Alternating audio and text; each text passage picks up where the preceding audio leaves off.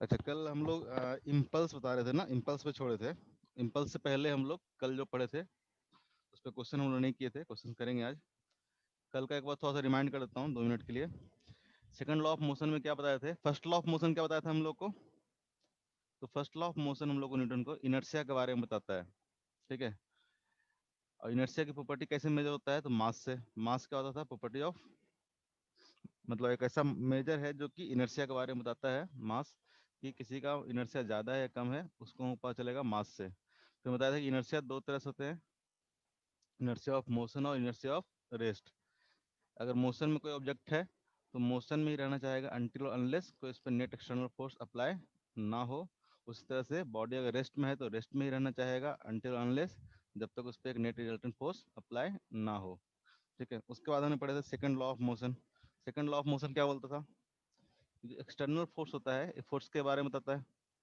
जो external force होता है वो क्या था, एक्सटर्नल फोर्स, तो rate of change of linear momentum, rate of change of linear momentum, dp by dt, ठीक है।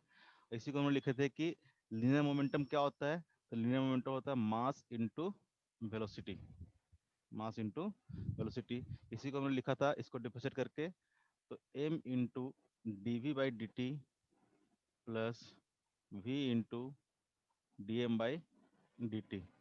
और यहाँ से बताया था कि अगर मास कांस्टेंट हो, अगर मास कांस्टेंट हो तो क्या हो जाएगा, ये सब कल बताए थे कि D M by D T हो जाएगा, वो क्या हो जाएगा, जीरो हो जाएगा। जीरो। तो यहाँ से जो फोर्स आ जाएगा हमारा, फोर्स जो आ जाएगा क्या आ जाएगा, m into D V by D T आ जाएगा, ठीक है। डी बाई डी टी क्या होता है, हमारा एक्सेलरेशन होता है। तो जो नेट फोर्स आ जाएगा वो क्या आ जाएगा, मास इंटू एक्सेलरेशन, ठीक है। जो भी बॉडी में एक्सेलरेशन है, net external force is equal to क्या आ जाएगा, मास इंटू एक्सेलरेशन। ये हम लोग सेकंड लॉ ऑफ मोशन में देखे थे। सेकंड लॉ ऑफ मोशन एक चीज और बताता था कि, क्या बताता था सेकंड लॉ ऑफ मोशन एक और, कि फोर्स क्या है, तो force is equal to DP by D T, ये सब कल बताए थे। Force is equal to DP by D T, ठीक है। तो अगर मोमेंटम अगर कांस्टेंट हो, ठीक है, पी अगर क्या हो, कांस्टेंट हो, ठीक है, इसका मतलब क्या होगा, तो फोर्स इक्वल टू कितना आ जाएगा, जीरो आ जाएगा। मोमेंटम अगर कांस्टेंट हो तो फोर्स कितना आ जाएगा, जीरो आ जाएगा, ठीक है। अगर हम इसको ऐसे ही बोल सकते थे कि अगर कोई एक्सटर्नल फोर्स नहीं लग रहा हो सिस्टम पे, कोई अगर एक्सटर्नल फोर्स नहीं लग रहा हो यानी एफ इक्वल टू जीरो हो, इसका मतलब क्या है, this implies that P equal to क्या है, कांस्टेंट है। पी इक्वल टू क्या है, कांस्टेंट है। ऐसे भी लिख सकते थे इसको, अगर फोर्स जीरो है तो पी क्या रहेगा, कांस्टेंट। पी मतलब लीनियर मोमेंटम। अगर एक्सटर्नल फोर्स अगर सिस्टम पे जीरो है तो लीनियर मोमेंटम क्या रहेगा, कांस्टेंट रहेगा। ये हमको क्या बताता था, law of conservation of linear momentum, ठीक है। कि अगर नेट एक्सटर्नल फोर्स किसी पार्टिकल पर जीरो है तो उस सिस्टम का लीनियर मोमेंटम क्या रहेगा, कंजर्व रहेगा। कंजर्व करने का मतलब क्या रहेगा, चेंज नहीं करेगा, जो पहले था वही रहेगा, कांस्टेंट रहेगा, ठीक है। ये बात समझ में आ रही है, यस सर। पक्का ना। हाँ सर। अगर मान लो कि ऐसे दिया रहे कि फोर्स जीरो है और मास मान लो कि वेरिएबल है, चाहे कुछ भी है, तो हम लोग ऐसे लिख सकते हैं कि फोर्स इक्वल टू जीरो मतलब M D V by D T plus V into D M by D T. ऐसे भी लिख सकते थे ना इसको, फोर्स को ऊपर लिखे थे हम लोग, force equal to M D V by D T plus V D M by D T. अगर फोर्स जीरो है मतलब ए टर्म क्या होंगे, ए टर्म क्या होंगे, जीरो होंगे, ठीक है। ये दोनों फॉर्मेट क्या है, दोनों फॉर्मेट है कंजर्वेशन ऑफ लीनियर मोमेंटम का।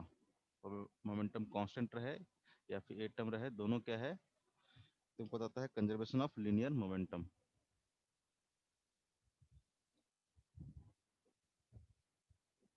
कंजर्वेशन ऑफ लीनियर मोमेंटम, ठीक है। अगर मान लो कि फोर्स इस तरह से रहे, फोर्स मान लो इस तरह से रहे, एफ एक्स 3 डायमेंशनल फोर्स है, F X plus F Y plus F Z, ठीक है, F X plus F Y plus F Z. और दिया रहे कि एफ एक्स जो है, एफ एक्स क्या है, जीरो है, एफ एक्स क्या है, जीरो है। सपोज दैट कि इसका जो फोर्स अप्लाई हो रहा है सिर्फ और सिर्फ by direction and Z direction में है, और एक्स कंपोनेंट जो फोर्स का वो क्या है, जीरो है। इसका मतलब क्या होगा, इसका मतलब होगा linear momentum in X direction equal to क्या रहेगा, कांस्टेंट रहेगा। Linear momentum in X direction क्या रहेगा, कांस्टेंट रहेगा या फिर कंजर्व रहेगा। यही बात समझ में आ रही है, ठीक है। अगर एक्स डायरेक्शन में कोई फोर्स नहीं लग रहा हो तो मोमेंटम इन एक्स डायरेक्शन क्या रहेगा, कंजर्व रहेगा। अगर मान लो कि मास कांस्टेंट दिया हुआ है, मास कांस्टेंट दिया हुआ है, तो सिंपल हम लोग बोल सकते हैं मोमेंटम क्या है, तो mass into velocity, mass into velocity, ठीक है। यानी M V X equal to क्या रहेगा, कांस्टेंट रहेगा, यानी एक्स डायरेक्शन में उसका वेलोसिटी चेंज नहीं होगा। उसी तरह से मान लो कि एफ वाई अगर जीरो दिया हो, एफ वाई अगर जीरो दिया हुआ है, इसका मतलब क्या होगा कि मोमेंटम इन बाई डायरेक्शन क्या रहेगा, कंजर्व रहेगा, ठीक है। मोमेंटम इन बाई डायरेक्शन क्या रहेगा, कंजर्व रहेगा, यानी मास into velocity in by direction क्या रहेगा, कांस्टेंट रहेगा। इस तरह से मान लो कि एफ जेड दिया हुआ हो, F Z equal to zero है, इसका मतलब मोमेंटम इन जेड डायरेक्शन क्या रहेगा, कांस्टेंट रहेगा, यानी एम भी जेड इक्वल टू क्या रहेगा, कांस्टेंट रहेगा। ये बात समझ में आ रही है क्या बक रहा हूँ, Yes, sir. पक्का। हाँ. कोई भी अगर फोर्स अगर आपको एक्स या बाई या जेड डायरेक्शन में किसी भी एक डायरेक्शन में अगर जीरो है, ठीक है, उस पार्टिकुलर डायरेक्शन में मोमेंटम क्या रहेगा, कंजर्व रहेगा, ठीक है। जैसे कि एग्जांपल देता हूँ, सपोज दैट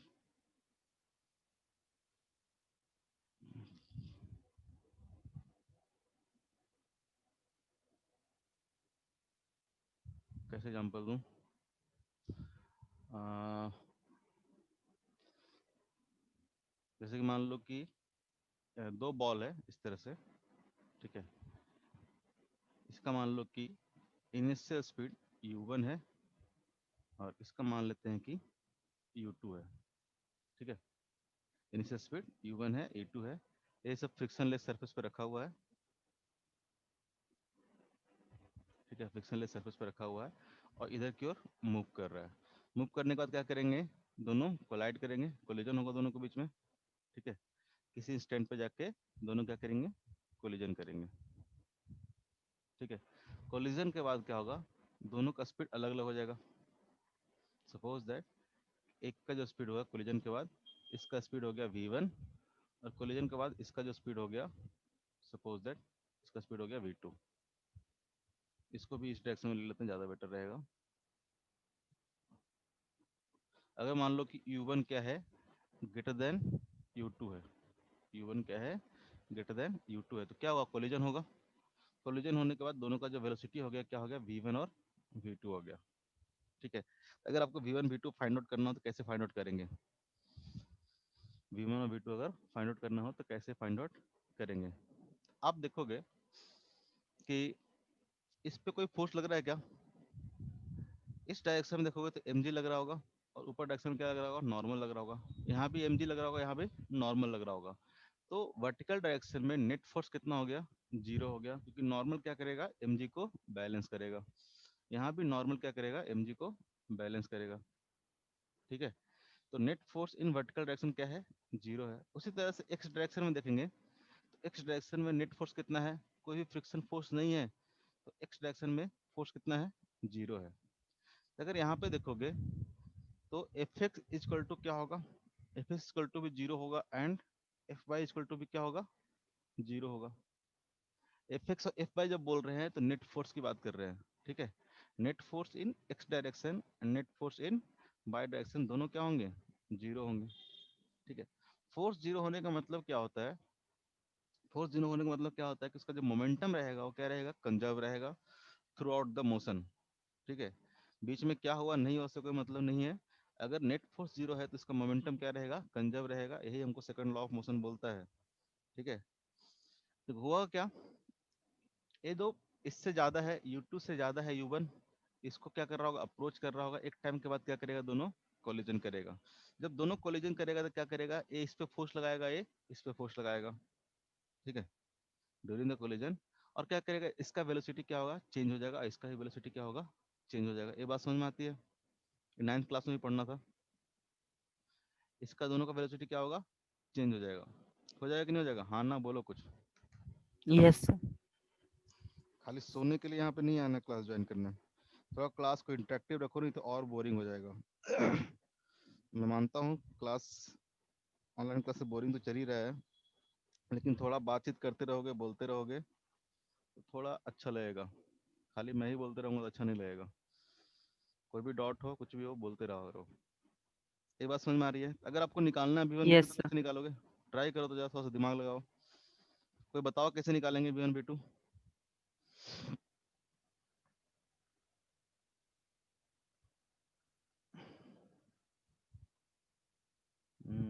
बताओ कोई।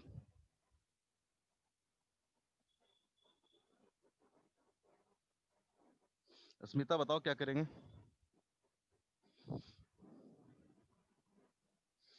आपको सर लगाना है नहीं क्या है? पता। नहीं कैसे पता, पता चलेगा, लगाओ, दिमाग लगाओ थोड़ा सा। Law of conservation of linear momentum लगाना है आपको। Law of conservation yes of sir. Linear momentum क्या है? मोमेंटम क्या रहेगा, कंजर्व रहेगा, तो मोमेंटम कंजर्व कराओ। इसका मान लेते हैं मास कितना है, m1 है, इसका मास मान लेते हैं m2 है। आफ्टर कोलिजन मास चेंज होगा क्या, नहीं ना, इसका ही मास क्या रहेगा m1, इसका ही मास रहेगा क्या, m2। तो लगाओ तो, law of conservation of linear momentum.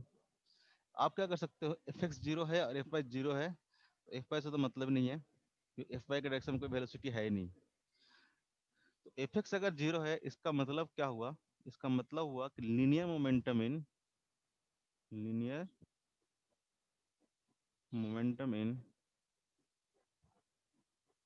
X direction क्या रहेगा, कांस्टेंट। कांस्टेंट या फिर कंजर्व रहेगा, कांस्टेंट रहेगा।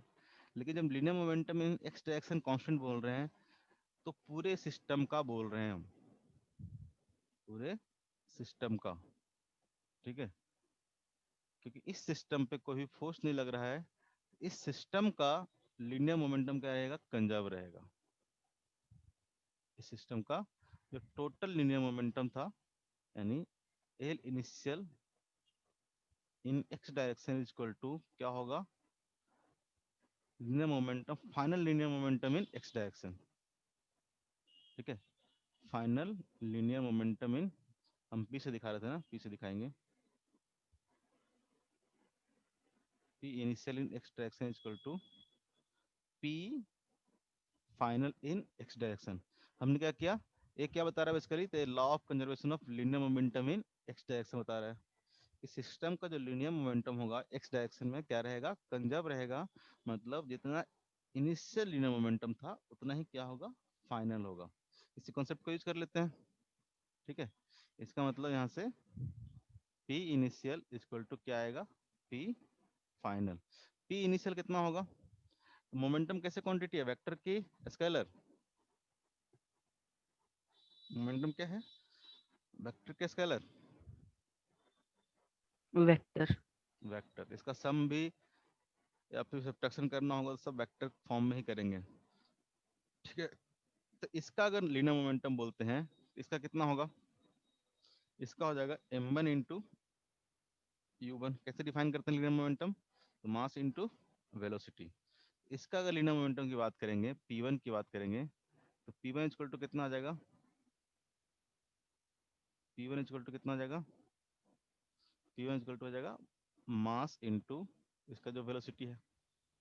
उस तरह से p2 की बात करेंगे तो लीनियर मोमेंटम कितना आ जाएगा, इसका हो जाएगा मास इंटू u2। एक क्या है, इनिशियल है, एक क्या है, इनिशियल है, और p2 भी क्या है, इनिशियल है।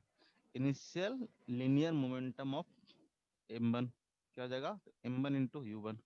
उसी तरह से अगर यहाँ पूछे तो यहाँ क्या हो जाएगा, इसका p1 कितना हो जाएगा लीनियर मोमेंटम, तो m1 इंटू v1, और p2 का जो लीनियर मोमेंटम हो जाएगा कितना हो जाएगा, तो m2 इंटू v2। ये कौन सा हो जाएगा, फाइनल, ये कौन सा हो जाएगा, फाइनल। इसी कॉन्सेप्ट को यूज कर ले। इनिशियल लीनियर मोमेंटम कहने का मतलब क्या होगा? टोटल लीनियर मोमेंटम एक क्या हो जाएगा? P1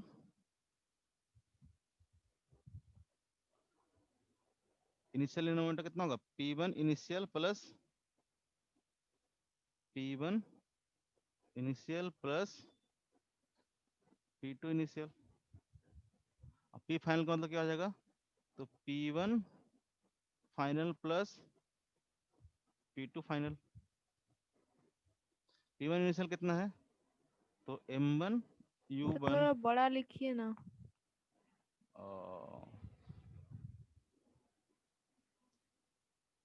M1 U1 सही है, yes sir.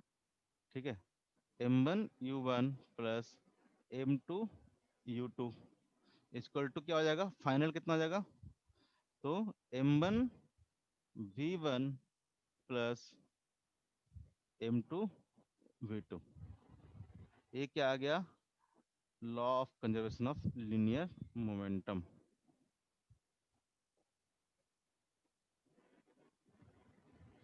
M1 U1 equal to M1 U1 plus M2 U2 equal to M1 V1 plus M2 V2। ठीक है। Yes sir. ये आपका हो गया law of conservation of linear momentum. जो आप सर हाँ सर मोमेंटम और लीनियर मोमेंटम में क्या डिफरेंस है? मोमेंटम, जैसे कि मोमेंटम मतलब क्या हो गया? तो मास, देख लो, मास इनटू वेलोसिटी। ठीक है, मतलब ये किधर भी वेलोसिटी मूव कर रहा हो, इधर मूव कर रहा हो, वन डायमेंशनल में हो, टू डायमेंशनल में हो, थ्री डायमेंशनल से कोई फर्क हमको नहीं पड़ेगा। सिंपल मास इनटू वेलोसिटी करें। लीनियर मोमेंटम मतलब वन डायरेक्शन मोशन हो। ठीक है, जैसे कि मान ले कि इसी v को हम ऐसे ले सकते थे कि V X plus V Y plus V Z. ठीक है, वेक्टर फॉर्म में I cap plus J cap plus K cap. ठीक है, था M into we X I cap plus M into V Y J cap plus M into V Z K cap. तो M V X क्या हो गया? Linear momentum in X direction. M V Y क्या हो गया? Linear momentum in by direction. M V Z क्या हो गया? तो लीनियर मोमेंटम इन जेड डायरेक्शन। लीनियर मतलब वन डायमेंशन में। ठीक है, अगर यस सर। ठीक है, सिंपल मोमेंटम बोल देते हैं, नहीं तो लीनियर मोमेंटम बोलते हैं। दोनों हम लोग सेम सेम लेके चलेंगे, बस एक वन डायरेक्शन में बात करना हो तो उसको हम लोग लीनियर मोमेंटम बोल देते हैं। ठीक है, linear momentum in X direction, linear momentum in by direction. ठीक है, तो हमने क्या किया? कंजर्वेशन ऑफ लीनियर मोमेंटम लगा दिया कि m1 u1 plus m2 u2 equal to क्या होगा? तो m1 v1 plus m2 v2। ठीक है, तो हमने बस लीनियर मोमेंटम आराम से लगा दिया। अब पता, यहाँ से अगर हमको निकालना है v1 v2 तो कैसे निकालेंगे? एक इक्वेशन है और दो वेरिएबल है आपके पास। इक्वेशन तो एक ही आया, law of conservation of linear momentum से एक इक्वेशन आया, लेकिन यहाँ वेरिएबल क्या है? दो है, v1 और v2। तो कैसे निकालेंगे? तो इसके लिए एक चीज आपने पढ़ा होगा, law of conservation of in conservation of energy. Conservation of energy हम लोग दूसरा यूज करेंगे इक्वेशन फाइंड आउट करने के लिए। ये ऐसे हम लोग वर्क ऑफ एनर्जी में पढ़ेंगे भी, लेकिन अभी के लिए थोड़ा सा बता देता हूँ। जैसे कि मान लो कि ये जो कोलिजन हुआ, इलास्टिक कोलिजन हुआ। ठीक है, यहाँ पे जो कोलिजन है इलास्टिक कोलिजन है। नाम जानते हो इलास्टिक कोलिजन का? ठीक है, इलास्टिक कोलिजन थोड़ा सा नाम बताए थे आप लोगों को जब हम लोग वो पढ़ रहे थे, प्रोजेक्टाइल मोशन पढ़ रहे थे। ठीक है, इलास्टिक कोलिजन प्रोजेक्टाइल मोशन में आया था।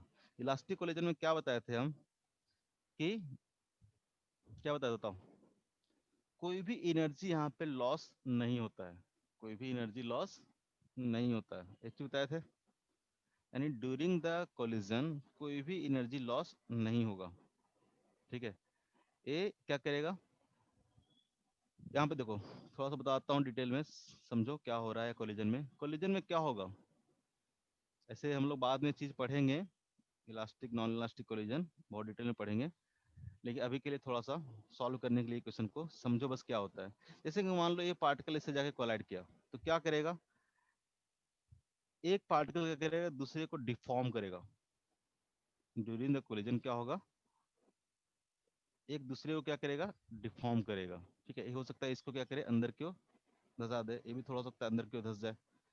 तो ये जो इस तरह से होता है, मान लो कि रबर का बॉल ले लो, रबर का बॉल ले लो, बहुत हार्ड सरफेस लोगे तो पता नहीं चलेगा। मान लो कि दो फुटबॉल ले लो, दोनों फुटबॉल को एक को इधर से एक को इधर से मारो, तो क्या होता है, जहां पे कोलिजन होगा वहां पे फुटबॉल चिपक जाता है कि नहीं चिपक जाता थोड़ा सा। Yes, sir. चाहे हाथ से लेके दोनों फुटबॉल को हाथ से पकड़ो, इस साइड से भी हाथ से ऐसे करके दबाओ कस के, वेलोसिटी से लाओ और दबाओ, तो क्या होगा, दोनों बॉल क्या होगा, पचक जाएगा। लेकिन जैसे ही हटाओगे तो वापस दोनों बॉल क्या आ जाएगा, अपने ओरिजिनल फॉर्म में आ जाएगा, दोनों क्या Yes, हो sir. जाएगा, ओरिजिनल फॉर्म में आ जाएगा नहीं आ जाएगा। तो ड्यूरिंग द कोलिजन क्या होता है, कुछ एनर्जी ए डिफॉर्मेशन जो होता है ना, उसमें क्या होता है, इलास्टिक एनर्जी के फॉर्म में स्टोर हो जाता है। इसको स्प्रिंग की तरह समझो, कि मान लो स्प्रिंग है, सपोज स्प्रिंग है, दो स्प्रिंग इस तरह से आया, तो क्या होगा, दोनों को जब कोलिजन होगा तो एक क्या होगा, कंप्रेशन होगा, दोनों में क्या होगा, कंप्रेशन होगा। तो यहाँ पे जैसे कि स्प्रिंग में एनर्जी क्या होता था, स्टोर हो जाता था, हाफ ऑफ के एक्स स्क्वायर, ए नहीं पता, ये भी आएगा उसमें, लेकिन थोड़ा बहुत हमको मान लो कि पता होना चाहिए, है क्या पता। स्प्रिंग को जब डिफॉर्म करते हैं तो उसमें क्या होता है, एनर्जी स्टोर हो जाता है, वर्क एनर्जी में जस्ट आएगा ही, नेक्स्ट टॉपिक वही है आपका, वर्क एनर्जी है चैप्टर, उसमें देखेंगे। अभी मान के चलो ऐसे अगर स्प्रिंग को डिफॉर्म करोगे तो जब स्प्रिंग डिफॉर्म होता है तो उसमें कोई ना कोई एनर्जी क्या होता है, स्टोर होता है। ये सब आगे की चीज बता रहे हैं बस, लेकिन थोड़ा समझो, कुछ भी इसमें मैथमेटिकली याद नहीं रखना है, के स्क्वायर क्या है नहीं है, बस आपको समझना है कि होता क्या है। तो एक तरह स्प्रिंग की तरह बिहेव करेगा, जैसे डिफॉर्मेशन होगा कुछ ना कुछ एनर्जी इसमें क्या होगा, स्टोर होगा। ठीक है, जैसे स्प्रिंग को वापस छोड़ते हैं तो क्या करता है, जो स्टोर एनर्जी होता है वापस से रिलीज कर देता है, अपने जब नेचुरल पोजीशन में आता है तो क्या करता है, उस एनर्जी को रिलीज कर देता है। तो यहाँ भी क्या होगा, जो भी डिफॉर्मेशन में एनर्जी स्टोर होगा वो क्या करेगा, वापस जब नॉर्मल पोजीशन में आएगा तो उस एनर्जी को क्या करेगा, रिलीज कर देगा। ठीक है, in the form of kinetic energy. तो यहाँ पे हम लोग मानते हैं कि जब कोलिजन इलास्टिक हो, परफेक्टली इलास्टिक हो, परफेक्टली इलास्टिक करने का मतलब कोई भी एनर्जी पोटेंशियल एनर्जी के फॉर्म में या फिर इलास्टिक एनर्जी के फॉर्म में यहाँ पे बर्बाद नहीं होना चाहिए, इस सिस्टम में स्टोर नहीं होना चाहिए, यानी परफेक्टली जैसा पहले था कोलिजन के बाद भी वैसा ही आना चाहिए। इसका जो शेप था उसके शेप में कोई भी चेंजेस नहीं आना चाहिए, 1 मिली मीटर का भी नहीं आना चाहिए, 1 मिली माइक्रोमीटर का भी नहीं आना चाहिए, यानी परफेक्टली जैसा पहले शेप था उसी तरह का शेप अगर मेंटेन करेगा तो जो पहले एनर्जी था इसके पास वही एनर्जी क्या रहेगा, बाद में भी रहेगा, कोई भी एनर्जी का लॉस नहीं होगा। एनर्जी का लॉस कब होगा, जब इसके शेप में थोड़ा बहुत चेंजेस आएंगे। ठीक है, तो इसे कोलिजन को हम लोग बोलते हैं नॉन इलास्टिक कोलिजन। अगर परफेक्टली इलास्टिक कोलिजन है तो मतलब जितना एनर्जी इसका डिफॉर्मेशन में बर्बाद हुआ था वापस क्या हो जाएगा, रीस्टोर हो जाएगा। ठीक है, कोई भी एनर्जी का लॉस नहीं होगा, कोई भी एनर्जी का लॉस नहीं होगा, यानी बिफोर द कोलिजन और आफ्टर द कोलिजन जो एनर्जी रहेगा क्या रहेगा, सेम रहेगा। ये बात समझ में आ रही है, ये बात समझ में आ रही है। बस थ्योरेटिकल पार्ट इसका समझ में आया, थ्योरेटिकल पार्ट क्या है इसका, इसका कोई फॉर्मूला याद नहीं रखना है क्या होता है, Yes, sir. बस समझ में आया कि क्या हो रहा है कोलिजन में। Yes, sir. ठीक है, बाकी कुछ नहीं याद रखना है, हम इसको डिलीट कर देते हैं, अब भी सर दिमाग में शेप साइज बस समझ में आया है, सेफ साइज एनर्जी समझ में नहीं आया। सेफ और साइज समझ में आया, मिटाने के यस। बाद बोलती है। हम क्या बोल रहे हैं, अगर इसका शेप डिफॉर्म होता, मान लो कि ऐसा पहले इसका शेप है, बिफोर द कोलिजन इसका ऐसा शेप है, और मान लो कोलिजन के बाद एक ऐसा हो जाता, ठीक है, और एक ऐसा हो जाता, इसका शेप क्या हो रहा है, चेंज हो रहा है, यस सर। दोनों धसेगा। तो मान लो कि ऐसा कुछ शेप इसका चेंज हो गया, थोड़ा सा धस गया, तो क्या होगा, ये जो धसने के कारण इसमें कुछ ना कुछ एनर्जी क्या हो जाएगा, इलास्टिक एनर्जी के फॉर्म में स्टोर हो जाएगा। जस्ट लाइक स्प्रिंग, मान लो कि स्प्रिंग को आपने कंप्रेस किया और स्प्रिंग पूरा इलोंगेट नहीं हुआ, मान लो कि यहाँ तक कंप्रेस किया और जब इसको छोड़े तो यहीं तक इलोंगेट हुआ, यहाँ तक होना चाहिए था और यहीं तक हुआ, आपने कंप्रेस इसको यहाँ तक किया, लेकिन जब इसको छोड़ दिया तो यहीं तक कंप्रेस हुआ, इसका मतलब क्या हुआ, कुछ ना कुछ एनर्जी स्प्रिंग में रह गई।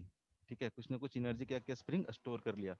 तो यहीं पे ये चीज होता है, अगर मान लो कि आपने कोलिजन किया दोनों के बीच में, ठीक है, और कुछ ना कुछ शेप डिफॉर्म हो गया, शेप डिफॉर्म होने के कारण कुछ ना कुछ उसमें एनर्जी क्या हो जाती है, स्टोर हो जाती है। ठीक है, उसको हम लोग बोलते हैं इलास्टिक एनर्जी। ठीक है, अगर ऐसा नहीं होता है इसका मतलब कोई भी एनर्जी का लॉस नहीं होगा। अगर शेप डिफॉर्म होता है तो एनर्जी का लॉस होगा, अगर शेप डिफॉर्म नहीं हो रहा है तो एनर्जी का लॉस नहीं होगा। इसका मतलब जितना पहले कोलिजन से पहले जितना इसके पास एनर्जी था काइनेटिक एनर्जी, कोलिजन के बाद भी उतना ही काइनेटिक एनर्जी रहेगा, उतना ही काइनेटिक एनर्जी रहेगा। ये बात समझ में आ रही है? आप तो बोले ये कुछ एनर्जी इसमें स्टोर हो जाएगा। जब डिफॉर्म मतलब शेप इसका चेंज हो जाएगा तब, अगर शेप चेंज नहीं हो रहा है तब नहीं होगा ऐसा। यही तो बोल ठीक रहे है, हैं कब से। ठीक है, ठीक। अगर वही तो दो तरह का कोलिजन हो गया, एक इलास्टिक कोलिजन हो गया और नॉन इलास्टिक कोलिजन हो गया। दोनों को समझो। नॉन इलास्टिक कोलिजन होगा, नॉन इलास्टिक कोलिजन में कुछ ना कुछ शेप क्या करेगा, चेंज करेगा। उस केस में आप कंजर्वेशन ऑफ एनर्जी नहीं लगा सकते हैं, ठीक है। यानी yes. Final kinetic energy initial kinetic energy के बराबर नहीं कर सकते हैं। लेकिन कोलिजन अगर इलास्टिक है, ठीक है, परफेक्टली इलास्टिक है, परफेक्टली मतलब आइडियल केस एकदम, मतलब परफेक्टली इलास्टिक का मतलब कोई भी एनर्जी का लॉस नहीं हुआ है, ठीक है। जब भी हम लोग बोलेंगे परफेक्टली इलास्टिक, इसका मतलब कोलिजन के दौरान कोई भी एनर्जी का लॉस नहीं हुआ है, ठीक है। Yes sir. Perfectly elastic collision है मतलब ड्यूरिंग द कोलिजन कोई भी एनर्जी का लॉस इसमें नहीं हुआ है। तो क्या होगा, जो इनिशियल काइनेटिक एनर्जी होगा वो फाइनल काइनेटिक एनर्जी के बराबर होगा। यहाँ से क्वेश्चन आ जाएगा। हेलो, हाँ अभी क्लास ले लेना 2 बजे से। नहीं नहीं, लेट बताते हैं, क्लास चल रहा है।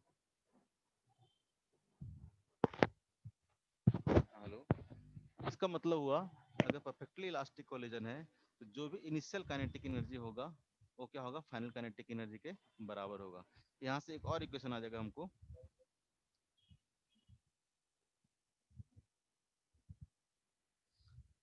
Law of conservation of energy के अकॉर्डिंग लिखेंगे तो हम लोग,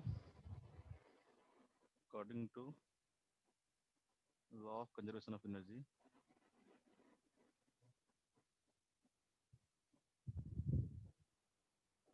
ये सब आएगा आगे। Law of conservation of energy क्या होता है, ऐसे आप पढ़ते भी आओगे बचपन से। कंजर्वेशन ऑफ एनर्जी क्या होता है, एनर्जी का बस क्या होता है, ट्रांसफॉर्मेशन होता है। एनर्जी कभी भी डिस्ट्रॉय या क्रिएट नहीं किया जा सकता है, पढ़े हो ना। Yes sir. एनर्जी का कहीं पे लॉस नहीं हो रहा है, इसका मतलब क्या होगा कि जो काइनेटिक एनर्जी है final, final kinetic energy equal to क्या होगा, इनिशियल काइनेटिक एनर्जी के बराबर। Final kinetic energy equal to initial kinetic energy, क्योंकि कोई भी एनर्जी लॉस नहीं हुआ है, ठीक है, कोई भी एनर्जी का लॉस नहीं हुआ है, ठीक है।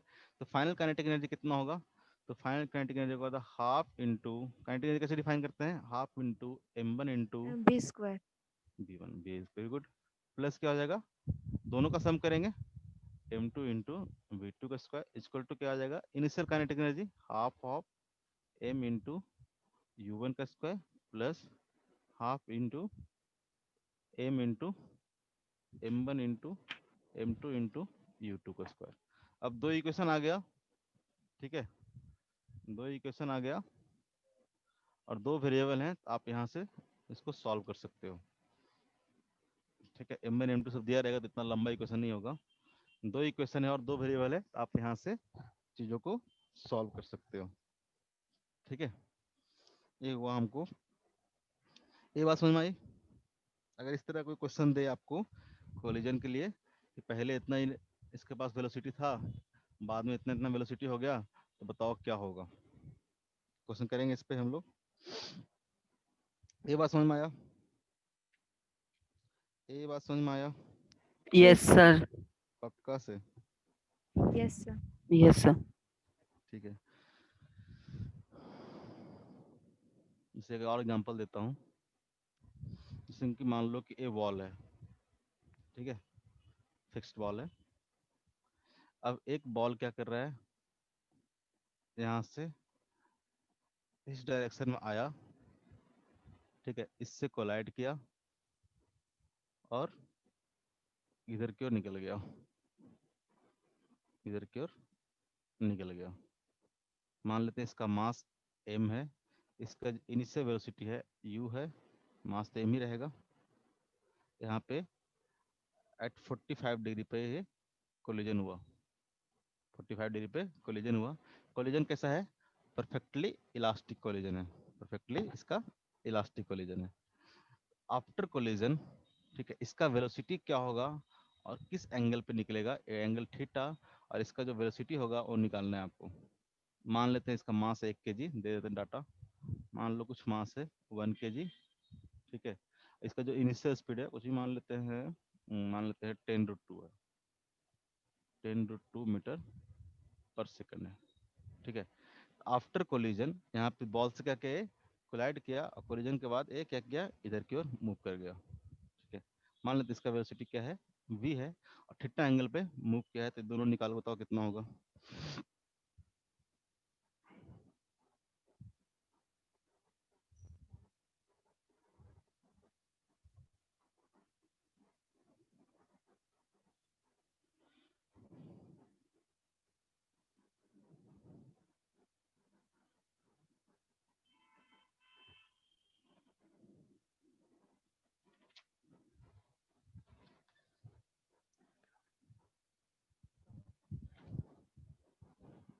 है तो बताओ, हुआ क्या?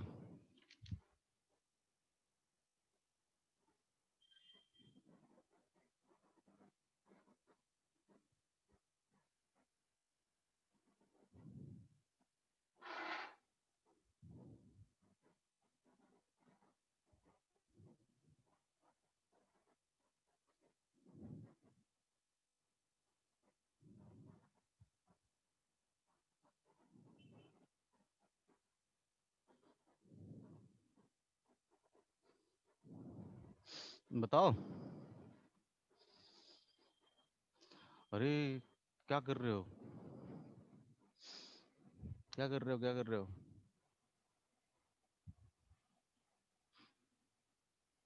मैं करूं?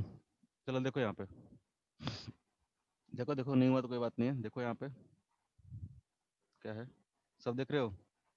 हाँ ना, कुछ नहीं बोलता है। Yes Yes, sir. sir. हाँ सर। इसका जो इनिशियल वेलोसिटी है क्या है, इस डायरेक्शन में है। इनिशियल वेलोसिटी क्या है, इस डायरेक्शन में है। इसके दो कंपोनेंट ब्रेक कर लेते हैं, एक हम लोग इधर कर लेते हैं, व्हाइट कलर यूज कर लेते हैं।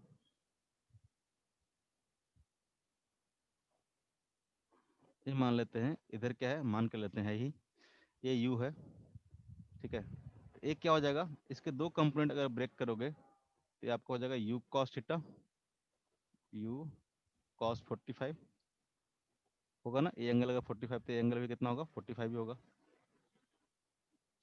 ये 45 छोटा लिखा हूँ, उससे दिक्कत नहीं है। ये भी क्या आ जाएगा, यू साइन 45। आफ्टर कोलिजन क्या हो गया है, इधर की ओर हो गया। अब बताओ, जब इससे कोलाइड कर रहा होगा, कोलिजन कर रहा होगा, ठीक है, इसका एक वेलोसिटी से क्या है, परपेंडिकुलर है, और एक क्या है, इसके लॉन्ग है। सर एक आप लॉन्ग उल्टा है, लिखे हैं। कैसे लिखे? U 45 है cos ना, 45 है ना, ठीक साइन है। होगा ऊपर। दोनों बात तो सेम ही होता है ना, मैं इसको साइन ही रहने देता हूँ। तुमको हाँ, अगर लग वैल्यू रहा है, सेम होता है। अगर लग रहा है तो मैं इस एंगल को 45 कर लेता हूँ, ठीक है। अब ठीक है, यस। सब गड़बड़ हो गया। अब ठीक है ना। अब देखो यहाँ पे ध्यान से देना, वॉल पे जैसे है, तो वॉल पे जो वेलोसिटी टकरा रही है इस पे, ठीक है, इस डायरेक्शन में जो यू है, इसका दो कंपोनेंट है, एक है इधर की ओर, एक है इधर की ओर। तो जो टकराएगा इस पे वॉल पे, तो वॉल कैसा फोर्स लगाएगा, नॉर्मल फोर्स लगाएगा। वॉल पे जब टकराएगा बॉल, ठीक है, ये वॉल है, दीवार है, दीवार पे अगर बॉल टकराएगा तो दीवार क्या करेगा, उसको इस डायरेक्शन में फोर्स लगाएगा, लगाएगा कि नहीं लगाएगा, नॉर्मल फोर्स लगाएगा। क्या वर्टिकल डायरेक्शन में कोई फोर्स लगाएगा क्या वो? वर्टिकल डायरेक्शन में कोई फोर्स नहीं लगाएगा, लगाएगा? बताओ, वर्टिकल डायरेक्शन में कोई फोर्स लगाएगा? No sir. Very good, vertical direction में कोई फोर्स नहीं लगाएगा, नहीं ना, कि लगाएगा? नो सर, पता नहीं। पता नहीं। दीवार इस पे कोई भी फोर्स इस डायरेक्शन में नहीं लगाएगा। अगर ये कांस्टेंट वेलोसिटी से मूव कर रहा था इस डायरेक्शन में, तो इस डायरेक्शन में ये फोर्स नहीं लगाएगा। जो ये फोर्स लगाएगा, अरे दीवार से अगर आप करोगे तो नॉर्मल, बॉल क्या है, पॉइंट मास की तरह है ना, बॉल क्या है, पॉइंट मास की तरह है, तो इस पे जाकर टकराएगा बॉल पे। तो जो भी बॉल होगा इस पे क्या करेगा, वर्टिकल परपेंडिकुलर फोर्स इस डायरेक्शन में लगाएगा, हॉरिजॉन्टल डायरेक्शन में कोई भी फोर्स नहीं लगाएगा, या फिर अलोंग द बॉल कोई भी फोर्स नहीं लगाएगा। इस डायरेक्शन में अगर कोई भी फोर्स नहीं लगा रहा है, ठीक है, फोर्स जीरो है, इस डायरेक्शन में मोमेंटम क्या रहेगा, कंजर्व रहेगा। इस डायरेक्शन में मोमेंटम क्या रहेगा, कंजर्व रहेगा। रहेगा कि नहीं रहेगा? Yes, sir. ठीक है, मोमेंटम कंजर्व रहेगा। तो जब मोमेंटम कंजर्व रहेगा, इसका मतलब जो इनिशियल वेलोसिटी था वो भी क्या होगा, फाइनल वेलोसिटी होगा। इनिशियल वेलोसिटी क्या होगा, फाइनल वेलोसिटी के बराबर होगा। तो ये बात बस समझना, ज्यादा दिमाग नहीं लगाना है। यानी अगर इसका पहले जो वेलोसिटी था u sin 45 था, तो आफ्टर कोलिजन, ठीक है, आफ्टर कोलिजन जो इसका वेलोसिटी होगा इस डायरेक्शन में क्या रहेगा, u sin 45 ही रहेगा। एक कंपोनेंट चेंज नहीं करेगा। ये बात समझ में आ रहा है? अगर आप इसको आप एक्स डायरेक्शन मान रहे हो, इसको अगर बाय डायरेक्शन मान रहे हो, तो अगर इनिशियल वेलोसिटी का कंपोनेंट इन बाय डायरेक्शन अगर u sin 45 है, u sin 45 है, तो जो फाइनल वेलोसिटी का जो बाई कंपोनेंट होगा वो भी कितना होगा, u sin 45 ही होगा। क्यों? क्योंकि बाई डायरेक्शन में कोई भी फोर्स नहीं लग रहा है, बाई डायरेक्शन में कोई भी फोर्स नहीं लग रहा है। ऐसा मत बोलना कि सर ग्रेविटेशनल फोर्स लग रहा होगा, ये वर्टिकल प्लेन में नहीं रखा हुआ, हॉरिजॉन्टल प्लेन में रखा हुआ है, ठीक है, हॉरिजॉन्टल प्लेन में रखा हुआ, इस तरह से चीजें चल रही है, ठीक है। इस डायरेक्शन में कोई भी फोर्स नहीं लग रहा है, तो मोमेंटम क्या रहेगा, कंजर्व रहेगा इस डायरेक्शन में। हम क्या बोले थे, इस डायरेक्शन में अगर फोर्स जीरो है तो क्या होगा, m into U Y equal to क्या होगा, m इंटू वी बाई, होगा कि नहीं होगा? Yes, mass sir. Into velocity equal to initial mass into velocity, initial velocity equal to mass into final velocity. Momentum conserve का मतलब ये होता है। इसका मतलब अगर फोर्स नहीं लग रहा है तो मोमेंटम चेंज नहीं होगा, यानी जो पहले मोमेंटम था वही बाद में भी मोमेंटम रहेगा। तो अगर बाई डायरेक्शन में वेलोसिटी की बात करेंगे तो वेलोसिटी क्या रहेगा, सेम ही रहेगा, क्योंकि मास तो चेंज कर नहीं रहा है। मोमेंटम सेम है मतलब वेलोसिटी क्या है, सेम है, मास चेंज नहीं कर रहा, तो वेलोसिटी क्या रहेगा, सेम रहेगा। यानी u बाई इक्वल टू क्या आ जाएगा, v बाई आ जाएगा। यानी बाई डायरेक्शन में कोई भी वेलोसिटी का चेंजेस नहीं आएगा। अब एक्स डायरेक्शन में क्या हो रहा है, कोलिजन हो रहा है, और यहाँ पे कोलिजन कैसा है, तो परफेक्टली इलास्टिक कोलिजन है। क्या कर रहा है, ये तो हो गया बाई डायरेक्शन में।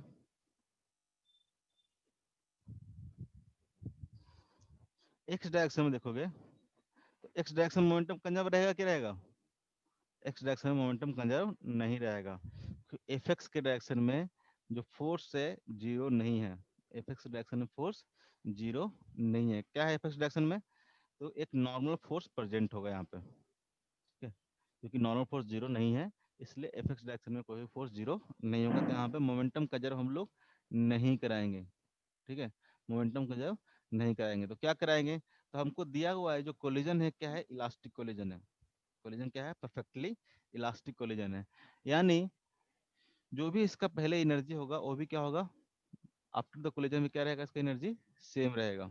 और वहां भी बताए थे, जो हम लोग क्या कर रहे थे, प्रोजेक्टाइल मोशन पढ़ रहे थे, तो उसमें एक क्वेश्चन करवाए थे कि अगर मान लो प्रोजेक्टाइल यहाँ से इस तरह से जाता है, ठीक है, तो आफ्टर कोलिजन कैसे जाएगा, आफ्टर कोलिजन कैसे जाएगा, ये चीज वहां पे बताए थे। अगर मान लो इस बॉल को मान लो कि यू डायरेक्शन से, यू वेलोसिटी से इसको हिट किया, अगर कोलिजन इलास्टिक है, इसका मतलब इसकी जो वेलोसिटी है वो क्या हो जाएगी, रिवर्स हो जाएगी। इसकी जो वेलोसिटी हो जाएगी क्या हो जाएगी, रिवर्स हो जाएगी, क्योंकि यहाँ पे एनर्जी क्या रहेगा, स्टोर रहेगा। यानी मान लो कि इनिशियल एनर्जी था half into M into U square, तो फाइनल एनर्जी क्या हो जाएगा, सेम हो जाएगा, half into M into V square.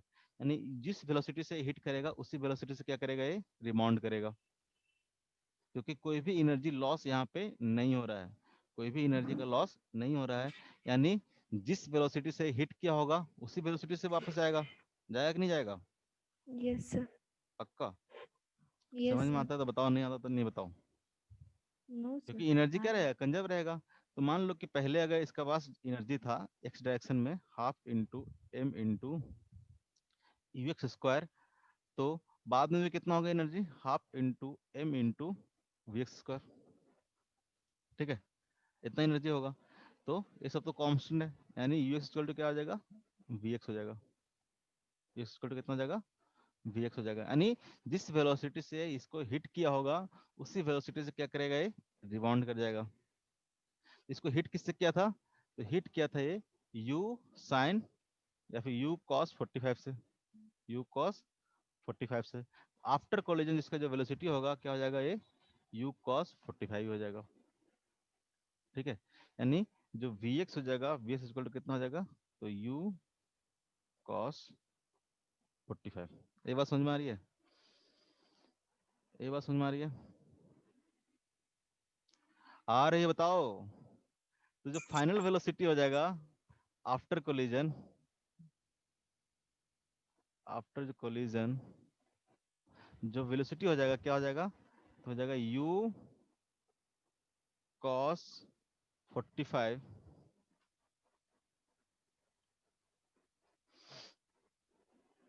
इन जे डायरेक्शन, या फिर माइनस जे बोल लो, जो बोलना है। ठीक है, प्लस u साइन 45 कर लेते हैं, साइन 45 इन माइनस आई कैप। जो वेलोसिटी होगा क्या हो जाएगा, इतना ही हो जाएगा। अगर आप मैग्नीट्यूड निकालोगे तो मैग्नीट्यूड ऑफ वेलोसिटी कितना देगा, तो इसका स्क्वायर प्लस इसका स्क्वायर कितना देगा, u square cos square 45 plus u square sine square 45। ठीक है, u square cos square 45 equal to u square sine square 45। तो क्या आ जाएगा, यू स्क्वायर के बराबर ही आ जाएगा, यू के बराबर आ जाएगा, you square cos square 45 plus u square sine square 45।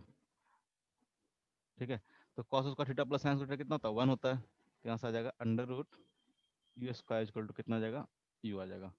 जो फाइनल मैग्नीट्यूड होगा वेलोसिटी का वो कितना होगा, यू होगा, और जो एंगल होगा, एंगल कितना होगा, 45 ही होगा। एंगल कितना होगा, 45 होगा। जस्ट लाइक देयर, मान लो कि लाइट रे क्या हो रहा है, रिफ्लेक्ट हो रहा है। ठीक है, लाइट क्या हो रहा है, रिफ्लेक्ट हो रहा है, ऐसे ही रिफ्लेक्ट होता है ना, Yes, sir. पढ़े होगा ना दो लॉ। उसमें से सेकंड लॉ था क्या था, रिफ्लेक्शन ऑफ लाइट का, angle of incidence is equal to angle of,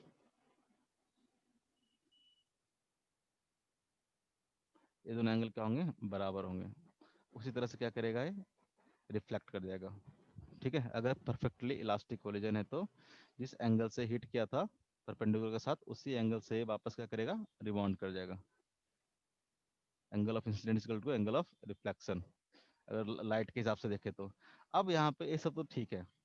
अब यहाँ पे बात अगर आती है कि ये जो बॉल पे दीवार ने कितना फोर्स लगाया। ठीक है, सबसे इंपॉर्टेंट बात है कि जो वॉल है दीवार पे, या फिर दीवार ने, वॉल ने बॉल पे कितना फोर्स लगाया। ठीक है, दीवार ने बॉल पे कितना फोर्स निकाला, वो फोर्स हमको निकालना है, जो भी नॉर्मल फोर्स होगा वो निकालना है। कैसे निकालेंगे बताओ। सर वेलोसिटी तो √2u आएगा ना। हाँ, जब वेलोसिटी दिया हुआ है 10√2 आएगा।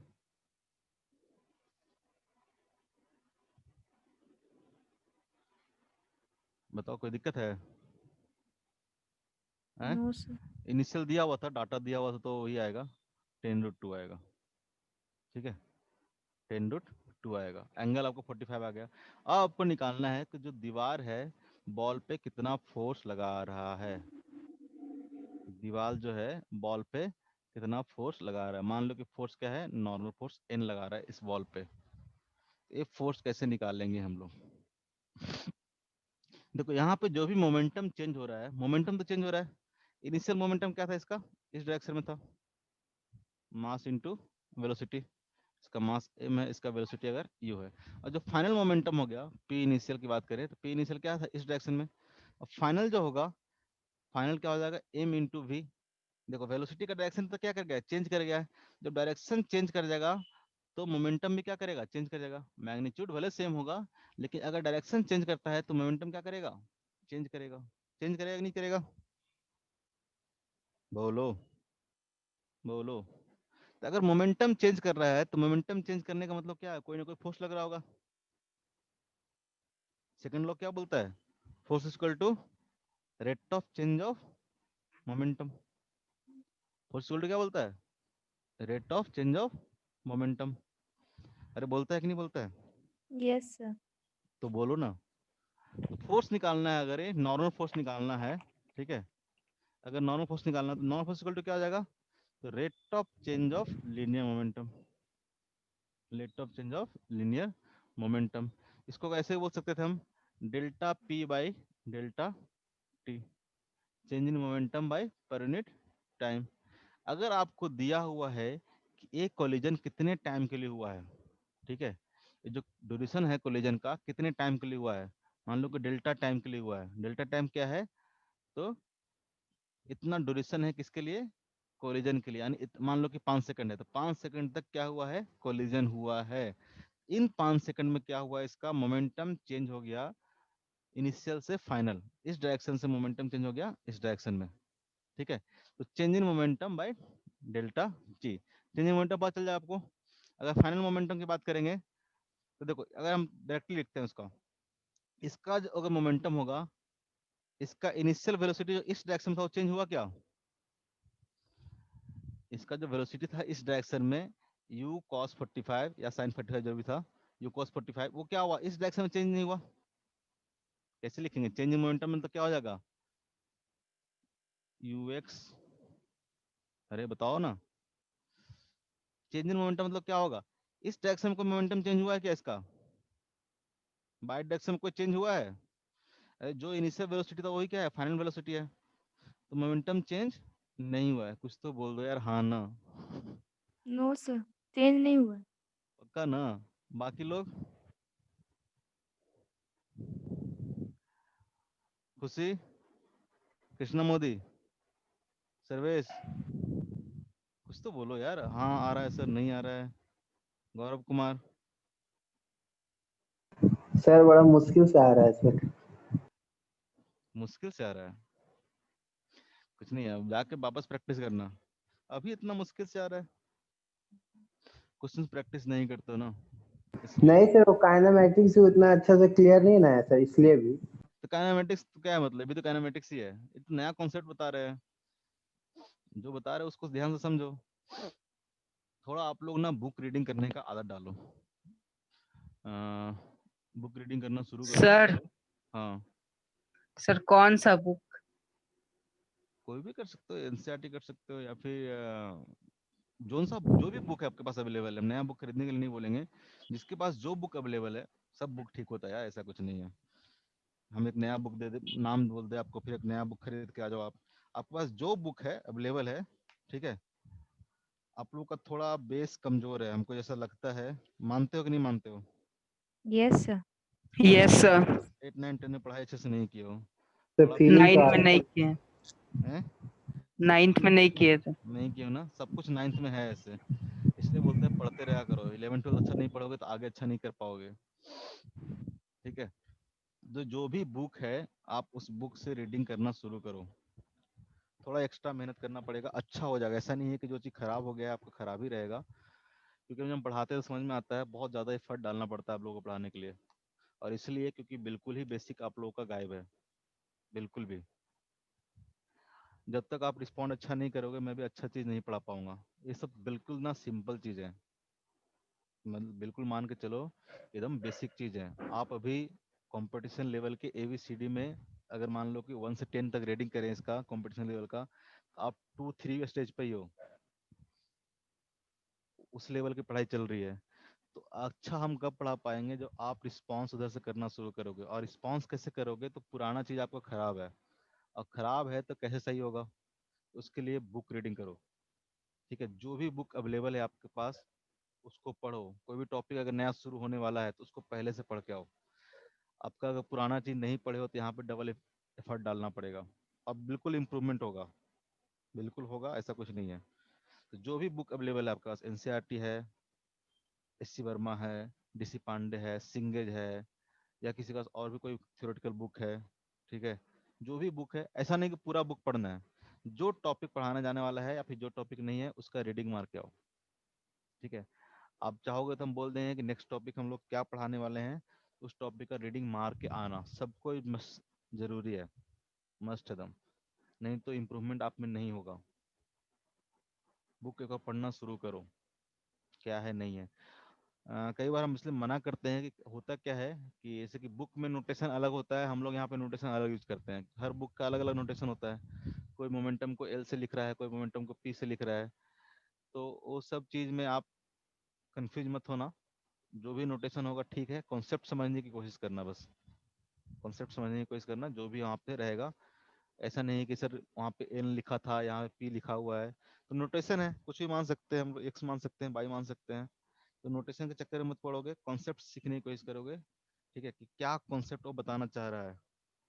ठीक है, तो बुक जो भी है, एस सी वर्मा हो, एनसीईआरटी हो, जो भी बुक हो, एनसीईआरटी तो सबके पास अवेलेबल होगा। Yes sir. एनसीईआरटी सबके, और कौन सा बुक अवेलेबल है? SC Verma. S C Verma भी सबके पास होगा ही होगा। SL Arora. S L Arora, और डीसी पांडे भी है किसी के पास, सिंघे जी भी है किसी के पास। जो भी बुक रहेगा आप उसमें से, जैसे कि Newton law of motion topic तो सब में होगा, Newton law of yes motion क्या सर। होगा, सब में होगा। उसमें फर्स्ट लॉ और सेकंड लॉ, ठीक है। क्योंकि देखो वहां पे ना पूरा लैंग्वेज में लिखा होता है किताब में, क्योंकि किताब में तो कोई सामने से बैठ कर समझा नहीं रहा होता है।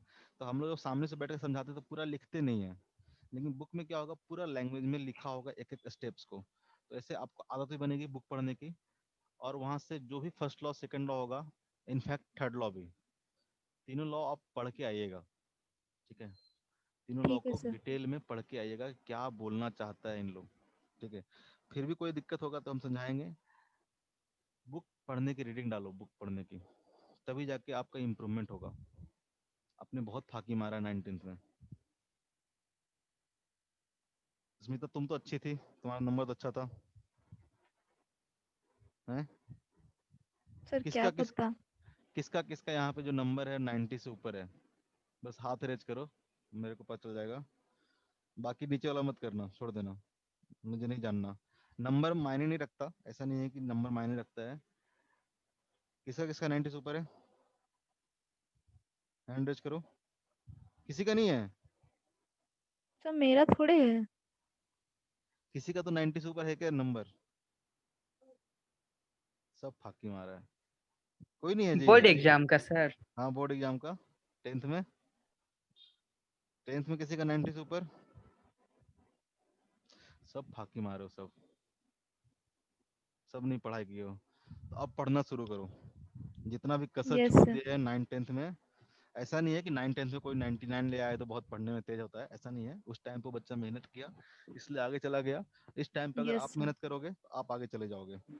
ठीक है, ऐसा नहीं है कि 99.9 लाए तो हर जगह पर टॉप करते रहता है। कभी होता है क्या, बोर्ड का टॉपर मेडिकल में टॉप कर जाए या फिर इंजीनियरिंग में टॉप कर नोट्स जाए? हम बहुत बार देखे हैं। बहुत बार क्या, हर बार ही होता है, नहीं होता है टॉपर, कोई यस अलग ही सर। टॉप। और टॉपर तो क्या सिलेक्शन भी नहीं होता है, यस सर। कई बार तो सिलेक्शन तक नहीं होता, ना मेडिकल में ना इंजीनियरिंग में। कई बार क्या, मोस्ट टाइम ऐसा ही होता है, सिलेक्शन तक भी नहीं होता। ऐसा नहीं है कि जो बोर्ड में बहुत अच्छा नंबर लेके आया वो बहुत रिकॉर्डिंग में बंद कर देते हैं, पढ़ाएंगे नहीं। पढ़ा रहे हैं क्योंकि समझ में तुम लोग को नहीं आ रहा है, हमको पता चल रहा है। सर आ रहा है। आ रहा है, तो बस इस यस चीज सर। को हम एक फोर्स को बता देते हैं। फोर्स कैसे कैलकुलेट करेंगे, सिंपल सा चीज है कि उसके बाद बात करेंगे हम लोग थोड़ा बहुत। ठीक है, 2-3 मिनट में हो जाएगा।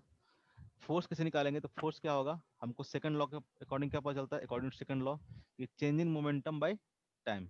अगर मोमेंटम को देखोगे तो इस डायरेक्शन में कोई मोमेंटम चेंज नहीं हुआ है, क्योंकि इनिशियल जो वेलोसिटी था इसका उतना ही क्या है, इस डायरेक्शन में फाइनल वेलोसिटी है। क्योंकि इसका कंपोनेंट लोगे तो u cos a मान लेते हैं 45 है, u cos 45 इनिशियल भी था, और इसका भी कंपोनेंट लोगे तो क्या है, v cos 45, यानी u भी दोनों क्या है, सेम है। तो एक कंपोनेंट तो क्या हुआ, चेंज नहीं हुआ। तो अगर चेंज इन मोमेंटम करोगे तो ए वाला कंपोनेंट तो क्या जाएगा, कैंसिल आउट हो जाएगा, क्या बचेगा, तो चेंज इन मोमेंट ए क्या होगा, ये हो जाएगा v cos 45, और इधर क्या हो जाएगा, u cos 45, sin 45 जो भी लिख लेते हैं, sin 45 लिख लेते हैं, ये हो जाएगा u sin 45। ठीक है, अगर चेंजिंग मोमेंटम की बात करेंगे तो इस डायरेक्शन में कोई चेंज नहीं हुआ है और इधर क्या हुआ है, तो दिस माइनस दिस, ठीक है, यानी v sin 45 माइनस ऑफ, अब माइनस ऑफ u sin 45 लिखेंगे तो क्या लिखेंगे, अगर इस डायरेक्शन को पॉजिटिव मान रहे हो, ठीक है, आपने पॉजिटिव लिखा है, तो इस डायरेक्शन क्या हो जाएगा, ऑटोमेटिक नेगेटिव हो जाएगा, तो minus of u sin 45।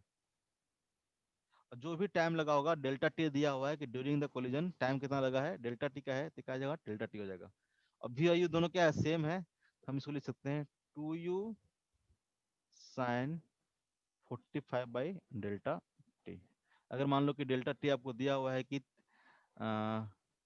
1 milli second है, 1 मिली सेकेंड है, तो आपको यहाँ से जो फोर्स आ जाएगा वो फोर्स कितना आ जाएगा, तो 2 इंटू 10√2 इंटू साइन 45 कितना हो जाएगा, 1/√2 डिवाइड बाई 1 इंटू 10⁻³ सेकेंड। तो यहाँ से देखोगे तो √2 से √2 क्या हो जाएगा, कैंसिल हो जाएगा, और ये हो जाएगा 2 इंटू 10⁻⁴ न्यूटन का फोर्स क्या किया होगा, वॉल ने अप्लाई किया होगा, वॉल ने अप्लाई किया होगा। इस पर हम बहुत अलग अलग टाइप के क्वेश्चन करेंगे। ये आपका फोर्स, इतना फोर्स अप्लाई किया होगा, इसमें बहुत सारे क्वेश्चन है।